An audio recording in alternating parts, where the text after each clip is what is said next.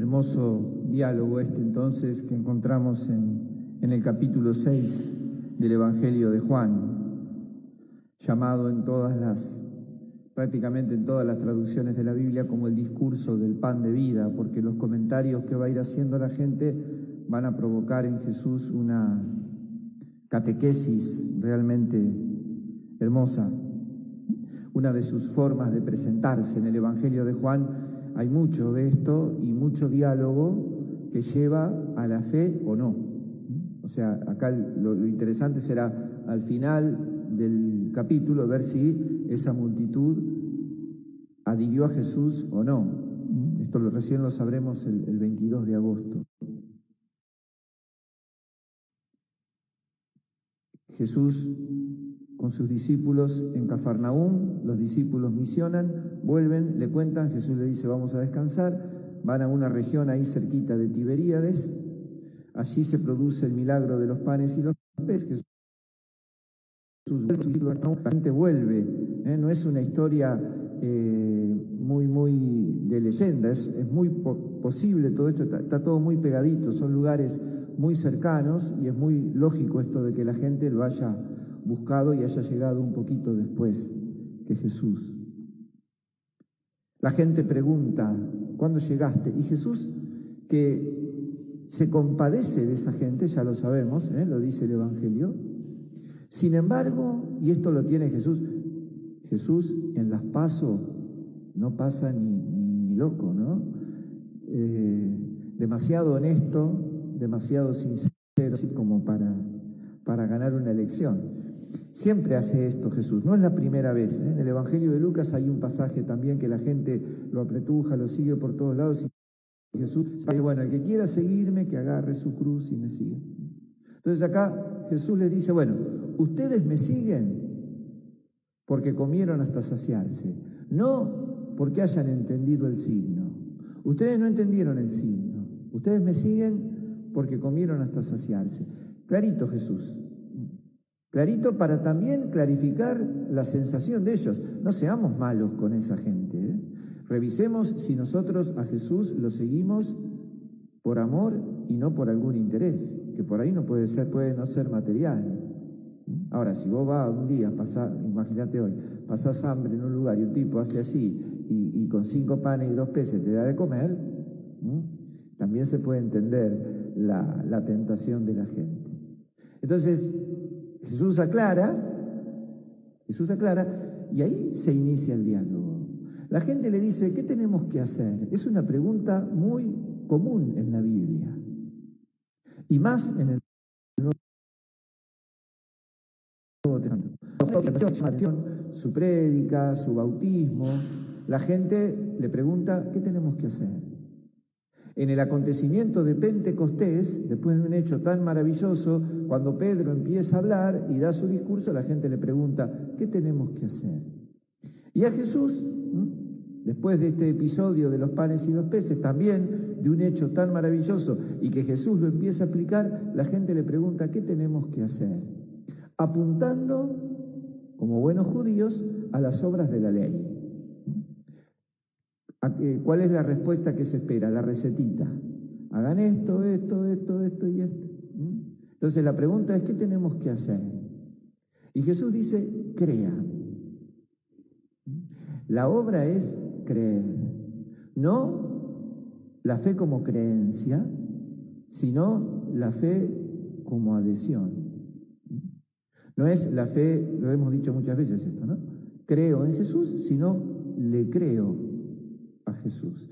Creo en el estilo de vida que Jesús me viene a proponer. Entonces, la cuestión no pasa por hacer, sino por ser.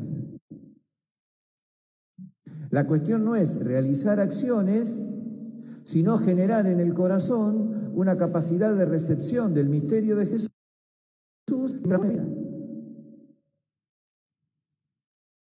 Entonces Jesús le dice, crean. La obra es que ustedes crean. Esto es lo que tienen que hacer. Y creer en aquel que el Padre envió. Entonces la gente empieza a darse cuenta que Jesús está hablando de él y le dice, bueno, buena pregunta esta, ¿Y quién sos vos para que nosotros te creamos? ¿Quién sos vos para que nosotros confiemos en vos? Porque mirá que esto de darle de comer, Moisés lo hizo en el desierto. Entonces ahí es donde Jesús les aclara que el pan que les dio Moisés no es el pan del cielo, que el pan del cielo es Él. Pero es buena la pregunta, ¿eh? ¿Quién sos vos para que creamos? Entonces, hoy decía, preguntémonos, ¿nuestro Señor Jesús es puro y es por amor o es por algún interés? Incluso puede ser el interés que nos resulte más espiritual, que se nos ocurra. Ahora, ¿quién es Jesús para nosotros? Porque según quién es Jesús para nosotros, va a ser el por qué lo seguimos. ¿Quién sos vos?, le preguntan. ¿Qué haces para que nosotros creamos en vos? Y entonces Jesús le dice, no volvamos a lo de Moisés, porque lo de Moisés fue también un momento, una necesidad. Lo que yo les doy es lo que el Padre les da a través mío, que es un pan para la vida eterna. Entonces ahí la gente dice, Señor, danos siempre de ese pan. Y Jesús inicia esta maravillosa catequesis que empieza con esta frase, yo soy el pan de vida.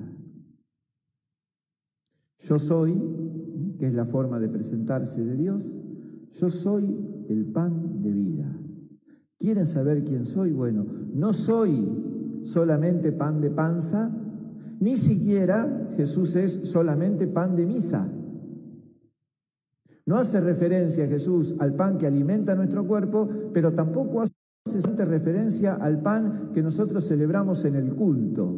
Cuando dice pan de vida, dice pan de las 24 horas del día, todos los días. Un pan que se acepta, un pan que se recibe, un pan que se elige y que se vive según la gracia y la riqueza que me da ese pan. Que Jesús diga yo soy pan de vida quiere decir que Jesús tiene que ser el alimento de mi vida, no solamente cuando estoy en el templo, no solamente cuando paso a comulgar, no solamente cuando comparto mi pan con el hermano que lo necesita, porque ahí también se hace presente Jesús, ¿no? Tuve hambre, me dieron de comer, tuve sed, me dieron de beber, sino que cada momento de mi vida tiene que estar alimentado por Jesús. Mis pensamientos, mis afectos, mis sentimientos, mi manera de relacionarme con los demás, mi manera de relacionarme con Dios, todo eso tiene que estar alimentado por Jesús. Si no nos va a pasar lo del pueblo de Israel, ¿no? Qué triste la primera lectura, ¿no? La comida en la esclavitud que el camino de libertad que Dios les ofrecía. Muchas veces Jesús nos va a transportar a caminos desiertos. Muchas veces la elección por Jesús nos va a dejar solos. Muchas veces la elección por Jesús va a hacer que nos sintamos a contramano de la realidad. Muchas veces. Si no nos pasa alguna vez eso es porque no hemos elegido a Jesús. La carta de Pablo le dice a los Efesios, ojo, no se comporten como los paganos, porque así no es como escucharon hablar de Jesús. Si es que escucharon hablar de Jesús, dice Pablo, ¿no? Porque por ahí no lo entendieron, por ahí lo que escucharon no es Jesús. Jesús, pan de vida, es Jesús siempre. Jesús, pan de vida, es Jesús todo. El momento que nosotros vivimos acá es el momento preciso y precioso de alimentarnos de Él, pero todo el tiempo podemos estar alimentados.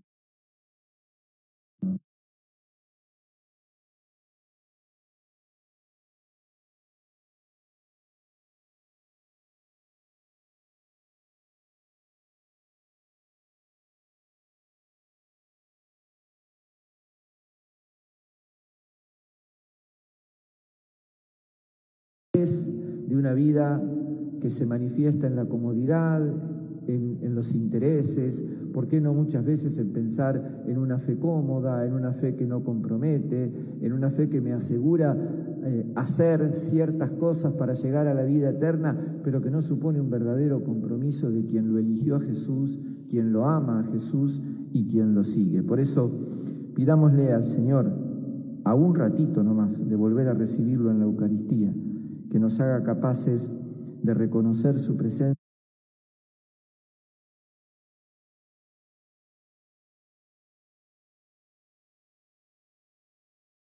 reconocer su grandeza y de asumirlo nosotros como nuestro pan de vida, nuestro pan de todos los días, nuestro pan del encuentro con Dios y del encuentro con los demás. Creo en Dios